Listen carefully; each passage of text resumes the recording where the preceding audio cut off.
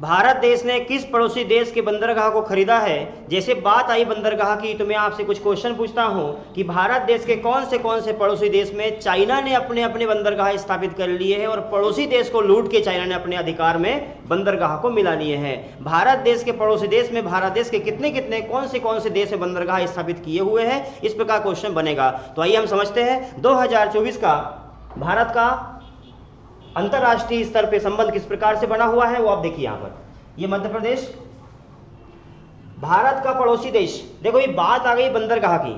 सबसे पहले कुछ बेसिक इंफॉर्मेशन भारत देश की। यहां देखो ये है मुंबई और मुंबई में बंदरगाह स्थापित किया जिसका नाम है मुंबई बंदरगाह। देश का सबसे बड़ा बंदरगाह कोई है उसका नाम है मुंबई बंदरगाह। उसके अलावा यहाँ पर देखेंगे आप ये है आंध्र प्रदेश। आंध्र प्रदेश में है विशाखापट्टनम बंदरगाह और विशाखापट्टनम बंदरगाह देश का सबसे गहरा बंदरगाह है। ठीक है, उसी प्रकार से यहाँ उड़ीसा में है पारादीप और पारादीप बंदरगाह जो है ये देश का सबसे उथला बंदरगाह है। सही है, ये आपको पता है। 2024 में क्या हुआ है? भारत देश का पड़ोसी देश, देखो भाई बात बंदरगाह की आ गई है तो पहले मैं आपको कुछ जानकारी दे रहा हूं कहेगी कि चाइना देश ने कौन से देश के ऊपर अपने बंदरगाह स्थापित कर लिए हैं। देखो यह है मध्य प्रदेश, यहां पर यह है चाइना। आपके सामने क्वेश्चन है कि 2024 में भारत देश ने कौन से बंदरगाह को अपने कब्जे में किया और इसी के साथ कुल कितने बंदरगाह हो गए भारत देश के जिन्होंने पड़ोसी देश में स्थापित कर लिए हैं और चाइना देश के कौन से बंदरगाह स्थापित हुए हैं। देखो ये मध्य प्रदेश, ये चाइना। यहाँ जो क्षेत्र है ये वाला है पाकिस्तान। पाकिस्तान में यहाँ पर जो क्षेत्र है इसको बोलते हैं ग्वादर बंदरगाह। तो इसके ऊपर किसका कब्जा है? चाइना का। यहां देखिए श्रीलंका है, श्रीलंका में हम्बनटोटा बंदरगाह है, हम्बनटोटा। तो हम्बनटोटा बंदरगाह के ऊपर भी किसका कब्जा है? चाइना का है। यहां पर देखा आपने ये है बांग्लादेश और बांग्लादेश में भी एक चटगांव बंदरगाह है। चटगांव बंदरगाह के ऊपर भी चाइना का अधिकार है। भारत देश ने भी अपनी रणनीति को बढ़ाते हुए सामरिक दृष्टि से अंतर्राष्ट्रीय स्तर पर बंदरगाह स्थापित करना शुरू कर दिए हैं। देखो भारत का स्टैंड क्या है, इस प्रकार से एक ग्लोब बनाया, 0 डिग्री भारत देश। यहां पर एक देश है, इस देश का नाम है ईरान। जो ईरान देश है, ईरान देश में भारत देश ने सबसे पहली बार तो 2016 में अपना पहला बंदरगाह स्थापित किया था, उसका नाम था चाबहार बंदरगाह। याद है आपको? भारत देश का पहला पड़ोसी देश में बंदरगाह स्थापित किया है उसका नाम है चाबहार बंदरगाह और वह बंदरगाह जो है वो ईरान देश में स्थित है, 2016 में स्थापित किया था। एक तो ये हो गया।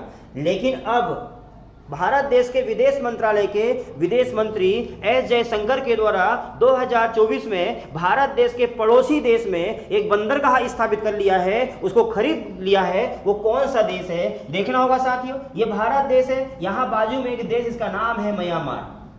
तो म्यांमार देश में भारत देश ने एक बंदरगाह स्थापित किया है, उसका नाम क्या है?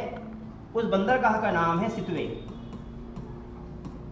म्यांमार देश में सिटवे या साइटवे बोल देते हैं उसको, तीनों एक ही नाम है, सिटवे, शिटवे या साइटवे, एक ही बंदरगाह है। ये म्यांमार देश में है। इसको भारत देश के विदेश मंत्रालय के विदेश मंत्री एस जयशंकर जी के द्वारा घोषणा कर दी गई है कि सिटवे बंदरगाह अब भारत देश का बंदरगाह हो चुका है। इसी के साथ भारत देश के 2 बंदरगाह विदेश में स्थापित है, एक तो सिटवे और दूसरा जो है वो ईरान देश का चाबहार बंदरगाह। ये बंदरगाह हमारे लिए क्यों महत्वपूर्ण है? जिस प्रकार से चाइना देश ने जो है पाकिस्तान के ग्वादर को खरीद लिया है, श्रीलंका का हम्बनटोटा को ले लिया है और बांग्लादेश का जो है कौन सा चटगांव बंदरगाह को ले लिया है, उसी प्रकार से भारत देश के भी अब अंतरराष्ट्रीय स्तर पर बंदरगाह स्थापित होने लगे हैं। यह बंदरगाह हमारे लिए क्यों महत्वपूर्ण है? इसलिए महत्वपूर्ण है क्योंकि देखो ये चाइना और यहां देखोगे आप जो क्षेत्र है ये वाला, इसको हम कहते हैं चिकन नेक, इसी को बोलते हैं मुर्गे की गर्दन। ये जो है इसी को बोलते हैं सिलीगुड़ी कॉरिडोर। ये 135 किलोमीटर चौड़ा है, 135 किलोमीटर चौड़ा है सिर्फ। यदि चाइना देश ने यहां सिलीगुड़ी कॉरिडोर के ऊपर अटैक कर दिया, तो भारत देश फिर यहां से ऐसे यहां कैसे जाएगा? अपने जो सेवन सिस्टर्स है, सेवन सिस्टर्स में कैसे जाएगा?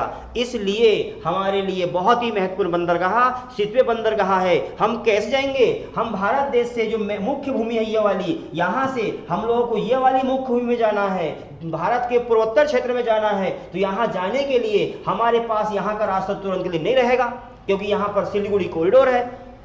चाइना यदि अटैक कर दिया तो हम कैसे जाएंगे? इसके लिए अब क्या है, हमने एक रास्ता बनाया हुआ है ऐसे।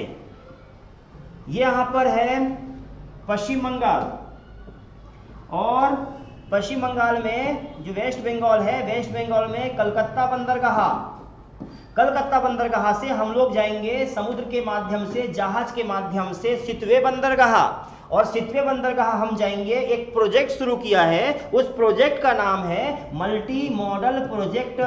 भारत देश का म्यांमार देश के साथ में मल्टी मॉडल प्रोजेक्ट चल रहा है। यह मल्टी मॉडल प्रोजेक्ट का मतलब है यदि सितवे जो हमें जो सिलीगुड़ी कॉरिडोर है, सिलीगुड़ी कॉरिडोर से हमें नहीं जाना है किसी कारणवश, तो हम यहां से इस क्षेत्र में कैसे आएंगे? इसके लिए हमने मल्टी मॉडल प्रोजेक्ट की शुरुआत कर दिया है। और मल्टी मॉडल प्रोजेक्ट जो है कलकत्ता बंदरगाह से हम लोग जाएंगे जहाज के माध्यम से सितवे बंदरगाह, और सितवे बंदरगाह के आगे हम कहां से निकलेंगे? हम लोग जो है सितवे बंदरगाह से ऐसे आगे की ओर एक नदी है, इस नदी का नाम है कालादान नदी।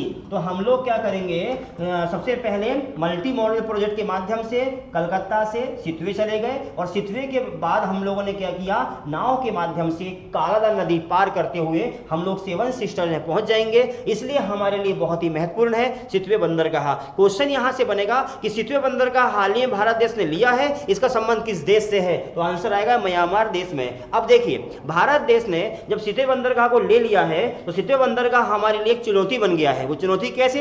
चैलेंज बन गया है कि इस बंदरगाह के ऊपर एक देश आक्रमण करने की फिराक में है। वो कौन सा देश है? वो चाइना ही है। चाइना कैसे? आपको पता है ये भारत देश है, यहाँ म्यांमार देश है, भारत म्यांमार के बीच में यहाँ जो बाउंड्री है, यहाँ पर चाइना की आर्मी है, उस आर्मी का नाम है अराकान आर्मी।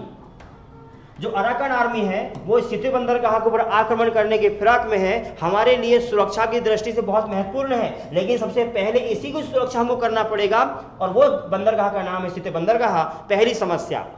दूसरी समस्या क्या है? सेकेंड हमारे लिए चुनौती है कि म्यांमार देश में रोहिंग्या मुसलमान हैं, और भारत देश ने रोहिंग्या को पहले शरण दी हुई थी, और अब उसके बाद में क्या हुआ, जब वो CAA लागू हुआ, NRP जो है CAB जो हमको वो जो है नागरिकता प्रूव करना है, वो सब चालू हुआ भारत देश में। तो उसके बाद क्या हुआ, रोहिंग्या मुसलमान को भारत देश से निकालना पड़ा। तो क्या हुआ, ये हमारे लिए फिर खतरा बन गए। तो भारत देश का सितवे बंदरगाह के ऊपर दो चैलेंज है। पहला चैलेंज है कि अराकान आर्मी इस पे आक्रमण करेगी, और दूसरा रोहिंग्या मुसलमान इस पे आक्रमण कर सकते हैं। हमको बचना होगा इन दोनों से। समझ में आ गया? तो चाइना देश के कौन से देश में बंदरगाह है? चाइना के हैं, एक तो ग्वादर में, श्रीलंका में जो है उसका नाम क्या है, हम्बनटोटा, और बांग्लादेश में क्या है, चटगांव। ठीक। और भारत देश ने खरीद लिया है अब सितवे को, और दूसरा कौन सा है, ईरान देश का चवाहर बंदरगाह को। समझ में आ गया? मल्टी मॉडल प्रोजेक्ट क्या है? तो आंसर आएगा आपका कि हम लोग कलकत्ता बंदरगाह से कहां जाएंगे, पहले सितवे बंदरगाह जहाज के माध्यम से, और वहां से फिर कालादान नदी को क्रॉस करते हुए नाव के माध्यम से हम पहुंच जाएंगे सेवन सिस्टर्स में। इस प्रकार से यदि सिलीगुड़ी कॉरिडोर, यदि वहां पर बैरिकेड्स भी लग गए तो हम लोग अपने भारत देश में सेवन सिस्टर्स में, सातों बहनों में हम लोग यहां पहुंच सकते हैं इस प्रोजेक्ट के माध्यम से। समझ आ गया? लिखो इसको।